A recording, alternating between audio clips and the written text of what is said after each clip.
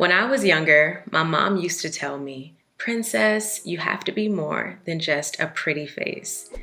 And I heard her, but I didn't really hear her, if you know what I'm saying, until I became a mom myself. I have a daughter. She's 11. And to be honest, I focus more on complimenting her brain than I do her looks. I want my children to learn very early on the significance of relying on their personality, their creativity, and their intelligence instead of placing so much value on their appearance. And if you can agree with that, just give this video a thumbs up. Looks aren't everything. There are pretty people with nasty attitudes.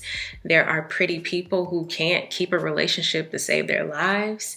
There are pretty people who struggle with things you wouldn't expect, such as depression and bipolar disorder and body dysmorphia. Did you know that models who are paid for their beauty and close to perfect face and body symmetry are some of the most insecure people on the planet?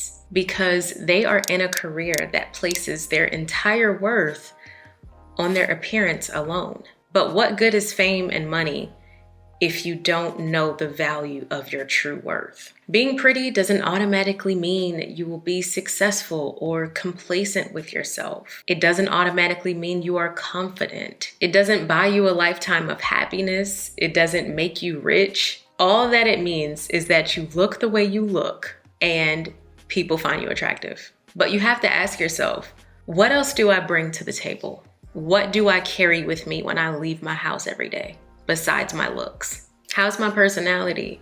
Am I kind-hearted? Am I driven? Am I smart? Am I level-headed? Or am I just lovely to look at? My husband, whom I have been with for 13 years now, was initially attracted to me for my beauty. But what made him want to spend the rest of his life with me was my brilliance, tenacity, my inventiveness, my originality. If I had just been pretty without much else, he would have quickly lost interest and moved on to the next pretty girl.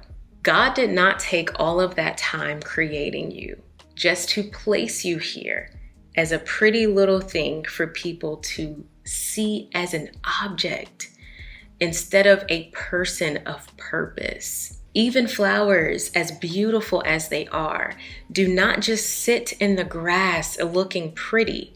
They have value. They help in the reproduction of plants so that we can continue to preserve and conserve. And surely you are of more value than a mere flower. Look, here is the definition of pretty.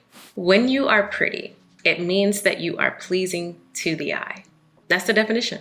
There's not much else to it. There are no amazing sparks flying around. You're just pleasing to the eye. But what about your life story makes you interesting? If your looks are dead, what else is left of you? If we were to look at a Venn diagram of a person's identity, I'd say your looks make up of about 10% of who you are as a person. And the remaining 90% is a combination of your personality, your creativity, your intelligence, your gifts and talents, self-discipline, integrity, your value system, and your belief system. That means if you're just walking around here looking pretty, you won't get very far in life because you're only tapping into a very small percentage of your identity. And that's not what we want. So here's how to be more than just a pretty face. Become an uncover agent. And I do mean uncover. Go on a mission to uncover the why of your existence. Broadly speaking, we know that we were made to have a relationship with God. But why you? Why did he go out of his way to form you specifically? He had an intention. So what role do you play in his plan?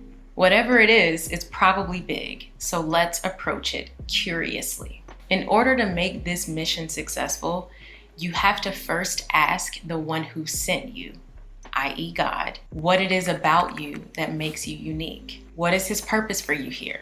Now, get ready because he's going to start showing you. He may show you through experiences. He may show you through talking with other people, through the media, or just sometimes little whispers in your heart that give you butterflies when you think of starting something new in your life.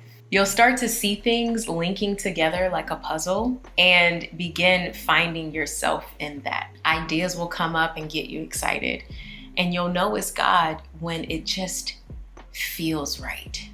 2, what can you do for you? Spilling over from the last step, try your hand at whatever seems desirable. Ecclesiastes 11:6 says, sow your seed in the morning, and in the evening, let not your hands be idle, for you do not know which will succeed, whether this or that, or whether both will do equally well. So you just have to start trying different things.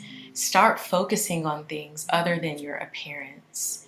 Build your brain, increase your intelligence, learn about various topics in your free time, sharpen your skills and your talents. 3, when you are in conversation with people, empathize, do not internalize.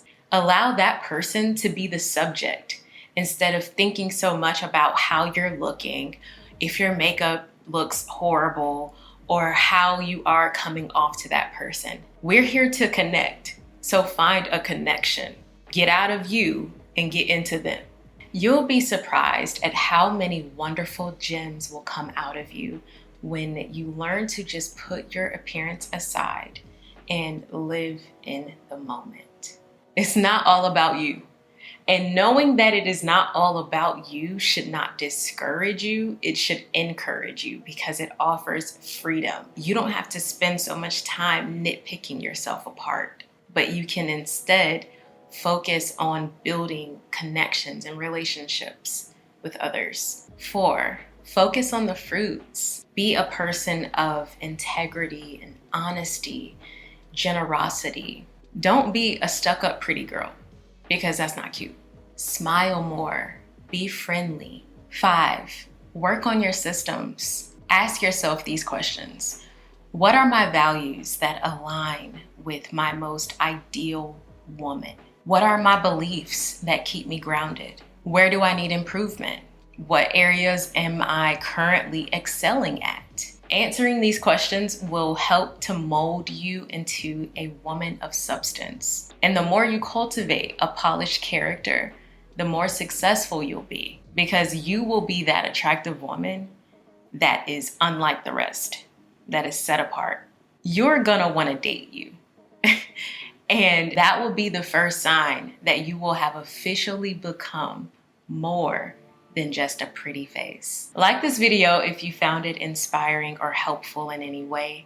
Subscribe here if you want to see more videos like this. Click this if you need help in the area of jealousy, and click this video if you'd like to hear about self-love practices that you can start incorporating into your daily routine.